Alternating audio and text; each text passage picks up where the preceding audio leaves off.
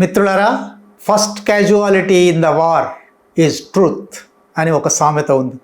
యుద్ధంలో మొట్టమొదలు మరణించేది సత్యం. యుద్ధంలో ఎవరూ నిజాలు చెప్పరు. ప్రతి దేశంలోనూ ఆ దేశపు ప్రభుత్వం తమ దేశమే విజయాలు సాధిస్తున్నదని, తమదే పైచేయి అయిందని, తాము చెప్పిన మాటే చెల్లుతున్నదని పచ్చి అబద్ధాలు ప్రకటిస్తాయి. అవతలి వారికి అన్నీ నష్టాలు జరుగుతున్నాయి అని చెప్తాయి. సత్యం అటు చివర ఉండదు, ఇటు చివర ఉండదు. ఆ దేశ ప్రభుత్వం చెప్పేదానిలో ఉండదు, ఈ దేశ ప్రభుత్వం చెప్పేదానిలో ఉండదు, మధ్యలో ఎక్కడో ఉంటుంది.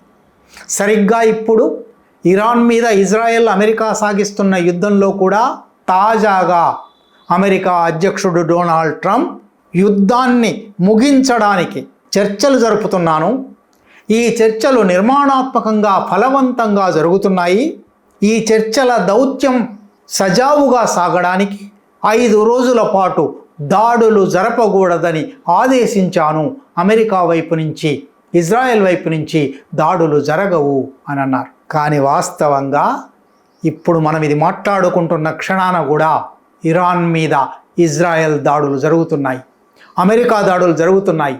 ఇరాన్ ప్రతిదాడులు చేస్తూ ఉంది.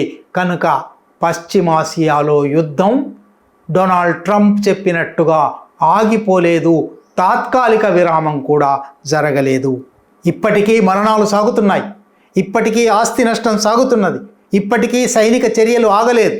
ఇవన్నీ ఒక పక్కనైతే మరొక పక్కన స్వయంగా ఇరాన్ ప్రభుత్వ అధికారి డొనాల్డ్ ట్రంప్ అబద్ధాల కోరు. అమెరికా ప్రభుత్వానికి మాకు ఎటువంటి చర్చలు జరగడం లేదు, అమెరికాతో ప్రత్యక్ష చర్చలు జరుగుతున్నాయనేది అబద్ధం. మేం చర్చలకు రావాలంటే 3 షరతులు ప్రకటిస్తున్నాము. మొట్టమొదటిది, ఇజ్రాయెల్ అమెరికా దాడులు ఆపాలి. రెండవది, దాడులు ఆపుతామని, ఇక ముందు దాడులు చేయబోమని అమెరికా హామీ ఇవ్వాలి.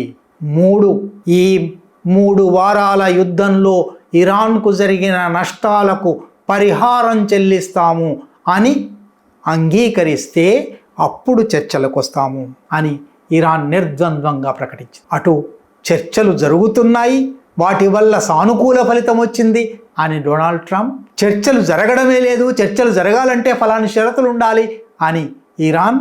వాస్తవంగా యుద్ధ క్షేత్రంలో దాడులు కొనసాగడం, మరణాలు కొనసాగడం, ఇది యుద్ధం అంటే ఎన్ని అబద్ధాలతో సాగుతుందో చూపెడుతుంది. అయితే పరోక్ష చర్చలు జరుగుతున్నాయా?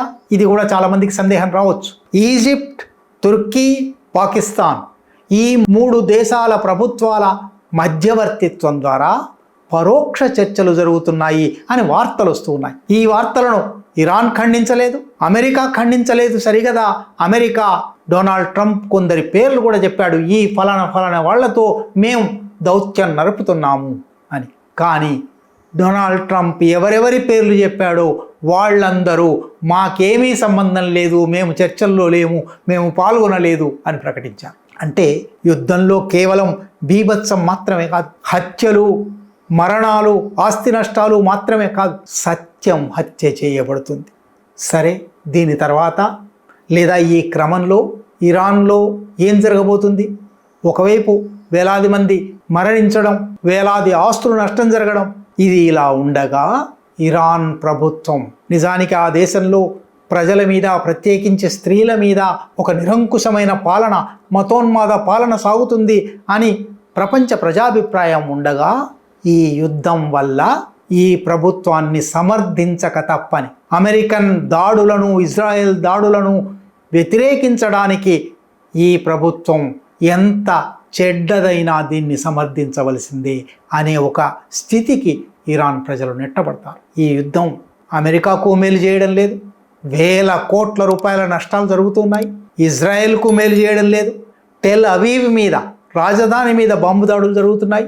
ఎవరికి బుద్ధి చెబుతామని, పాఠం చెబుతామని, అణ్వాయుధ సామర్థ్యాన్ని తొలగిస్తామని వెళ్ళారో ఆ ఇరాన్కు మేలు జరగడం లేదు, ఇరాన్ ప్రజలకు మేలు జరగడం లేదు. ఎందుకు ఈ యుద్ధం? ఎవరి కోసం ఈ యుద్ధం? ఈ ఛానల్లో కంటెంట్ నచ్చితే సపోర్ట్ చేయండి. ఛానల్ నడవటానికి మీ సపోర్ట్ చాలా అవసరం.